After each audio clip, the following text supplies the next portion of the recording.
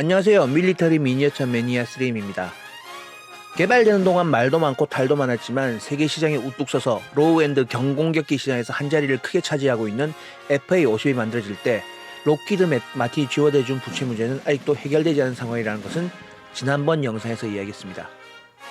그런데 이게 FA50의 문제인 걸로만 알고 있지만 2000년대 이전에 개발된 무기의 대부분이 미국의 기술을 복사하거나 아니면 기술력의 대부분의 지원을 받아 만든 무기들이어서 이런 문제가 FA50에만 국한되는 건 아닙니다.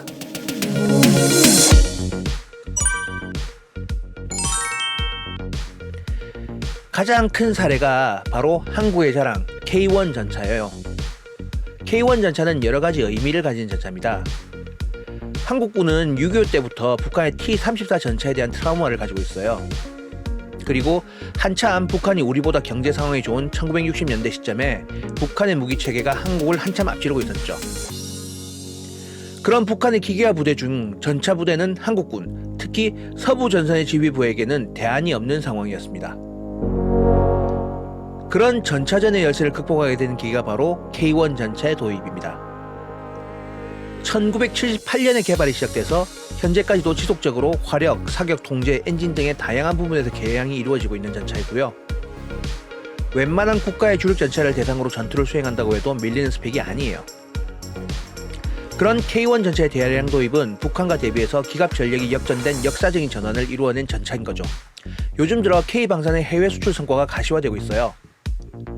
K9 자주포는 세계 시장 점유율 1위, T50은 동남아에서 중동까지 온 동네를 쓸고 다니고 있죠. 거기다 K2 흑표 전차는 수출 실적을 쌓기 위해 세계를 돌아다니고 있고요. 근데 말이죠. 왜 K1 전차는 수출 실적이 하나도 없을까요? 수출 시도가 있긴 했을까요? 실제로 수출 실적은 하나도 없는 게 사실입니다. K2 전차는 기술 자문 형태의 기술 수출도 진행된 사례가 있어요. 여러 가지 이유가 있지만 가장 큰 이슈 중에 하나는 1978년 7월에 조인한 한국형 전차 양해각서입니다. 미국과 조인한 이 양해각서의 주요한 내용은 첫 번째, K1 전차 및 그 계열 전차를 수출하기 위해서는 미국 정부의 승인이 필요하다. 두 번째, 미국 정부는 해외 수출할 경우 완성 전차 한 대당 $50,000의 로열티를 한국으로부터 수령한다. 입니다. 늘상 있는 일입니다만 미국이 미국의 적성국에 미국 전차가 수출되는 걸 두고 볼 리가 없죠. 총 몇 자로 수출되는 거하고 다르게 전차는 차당 1년 번호를 추적하고 그 추적된 1년 번호를 가진 전차가 가방에 넣어서 들고 다닐 수 있는 크기가 아닌 이상 수출은 불가능하다고 보는 거죠. 일단 이렇게 행정적으로 그리고 제도적으로 막아버리면 신품이건 중고건 수출이 완전히 막혀버리는 거니까요. 문제는 적성국에 넘어가는 것이 아니라 국제적 격화관계 그리고 기업의 이해관계에 엮여서 피해를 볼 수가 있다는 거예요. 쉽게 말해서 미국의 방산업체들이 반대한다거나 또는 경쟁사의 전차를 미국이 밀어주고 싶으면 수출에 거부해버리면 그걸로 끝이라는 거죠. 물론 아직 그런 사례가 있는 건 아닙니다만 아예 수출은 엄두도 못 내고 있는 거예요.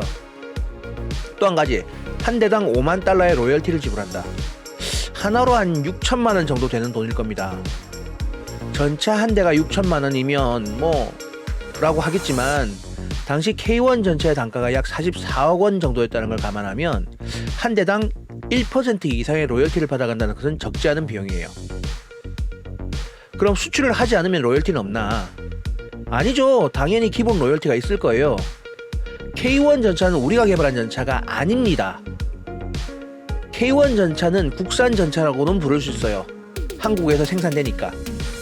하지만 정확한 표현은 국내 생산 및 개량 전차라고 부른 게 맞아요. 자체 개발 전차가 아닙니다.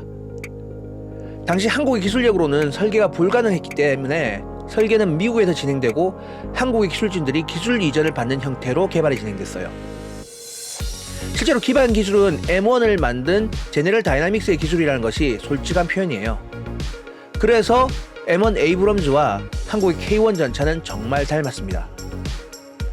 물론 생산 이후에 지속적인 개량은 국내 기술로 이루어지고 있어요. 사격 통제 장치, 열상 조준 장치 같은 정밀 장비부터 포탄, 장갑, 포신 같은 기반 기술까지 꾸준히 개량을 거듭해왔고 그 기술이 국산 기술에 기반하고 있는 기술입니다. 미국의 기술로 도입된 장비보다 오히려 성능이 더 높은 부품들이죠.